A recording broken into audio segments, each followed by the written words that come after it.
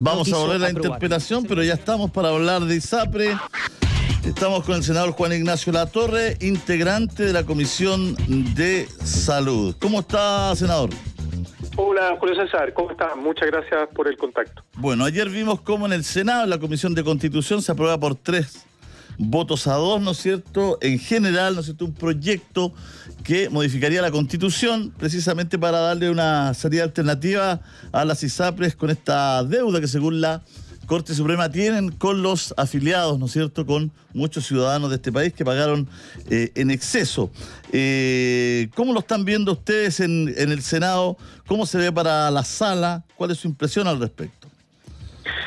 Sí, yo creo, Julio César, que ese proyecto no tiene mucha viabilidad por varios motivos, ¿no? Uno, primero, es una reforma constitucional que presentaron senadores demócratas y Chile Vamos, usando el mismo resquicio de los artículos transitorios para aprobar los retiros de los fondos de pensiones. Ese es un antecedente, pero yendo al fondo del asunto, no se hace cargo de la implementación del fallo de la Corte Suprema, por lo cual es muy grave y tendría avisos de inadmisibilidad o inconstitucionalidad, porque en el fondo la propia Constitución actual de la República dice que un poder del Estado, en este caso el Poder Legislativo, no puede pasar por encima, digamos, burlar a otro poder del Estado independiente y además el máximo tribunal en nuestro país como es la Corte Suprema. Lo que hace es una interpretación del fallo muy laxa, es un perdonazo a las ISAPRES porque de alguna manera les dice que, mira, no reinterpreta el monto, ¿no? Ya no serían 1.400 millones de dólares, no dice muy claramente cuánto, pero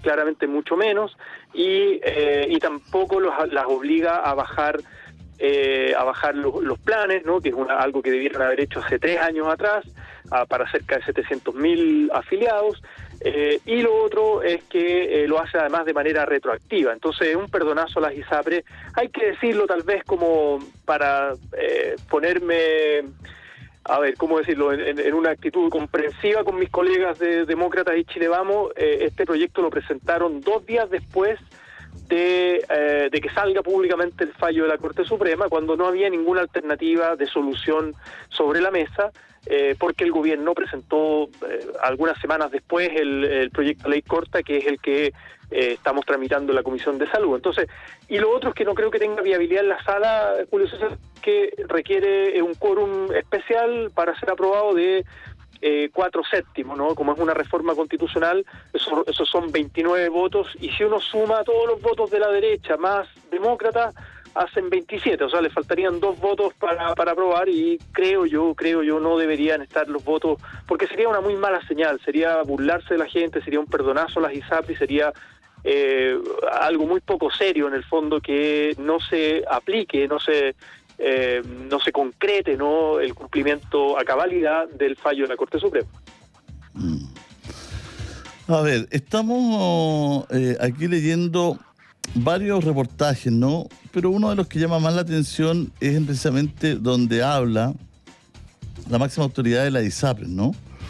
Y él dice que si hay ley corta, me imagino que usted también está al tanto, ¿no?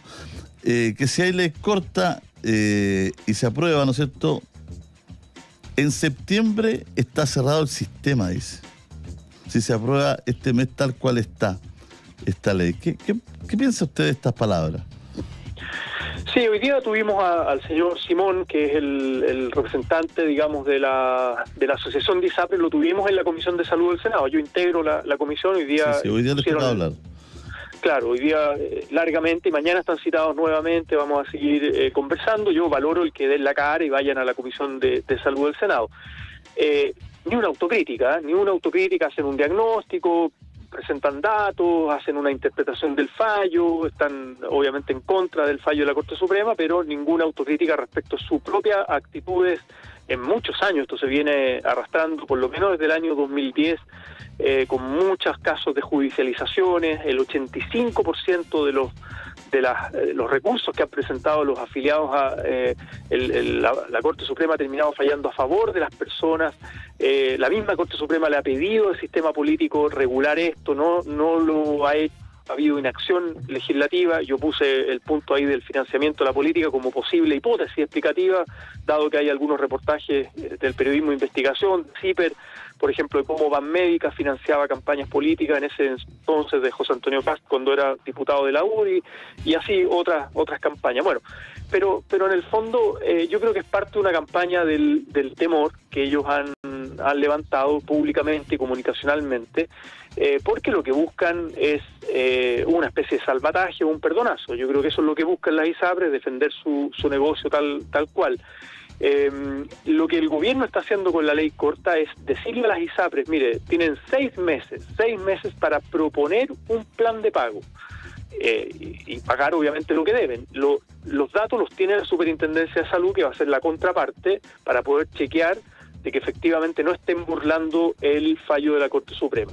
Y al mismo tiempo le está diciendo bajen sus planes de salud, lo cual beneficia a 700.000 personas, cosa que debieron haber hecho 3 años atrás. Pero le estamos dando un plazo razonable, flexible, para que se pongan al día. Y luego de eso, y hoy día, eso me gustó escucharlo, podemos discutir la reforma que requiere nuestro país, la reforma al sistema de salud, donde las ISAPRES podrían tener perfectamente cabida como seguros complementarios, seguros privados de salud, como seguros de segundo piso, lo que se llama, pero por sobre la cotización obligatoria que es de seguridad social. Esto ya lo dicen distintos columnistas, analistas, Juan Carlos Said, el doctor, lo dice, mira, esto más allá del fallo de la Corte Suprema, las ISAPRES son un negocio inviable, ¿no? En algún momento van a tener que transitar, porque Chile hoy día ya tiene el 81% de la población en FONASA. Entonces, la pregunta es cómo transitamos hacia un sistema de seguridad social que no discrimina a las mujeres en edad fértil, a los niños menores de 2 años, a la gente mayor que necesita del sistema de salud, y que no hayan representantes que digan, mira, no nos podemos dar el gusto de tener a gente enferma, ¿no? Pareciera ser que las ISAPRES funcionan como un seguro privado, no sé, de automóviles, digamos, pero no de salud, cuando acá lo que se requiere es un sistema de seguridad social. Entonces yo creo que es parte de una campaña del temor. Sabemos que existe una integración vertical entre las ISAPRES y las clínicas, por tanto, obviamente lo que hay que evitar, y el gobierno está consciente de eso, y el proyecto de ley corta se hace cargo de seguir, por decirlo así, desacoplar la situación de las ISAPRES en cuanto a que deben 1.400 millones de dólares, hay un plazo razonable para cumplir, bajar los planes, pero por otro lado, preocuparse de la seguridad, la certeza de que las personas que se atienden en el sector privado, las clínicas, no quiebren, no dejen de recibir esas atenciones, y eso de alguna manera está desacoplado en el proyecto de ley corta. O sea, acá hay que darle certeza a las personas de que sus atenciones de salud, sus prestaciones sanitarias no van a dejar de realizarse, pero otra cosa es que, digamos, las ISAPRES no pueden o no deben cumplir el fallo de la Corte Suprema, que es pagar lo que deben, porque cobraron de manera excesiva, abusaron de los afiliados, hasta que reventó en la cara, digamos, con un fallo de la Suprema. ¿Y cuál es el plan para transitar a un sistema de salud público que tenga las capacidades y las cualidades del sector privado hoy día?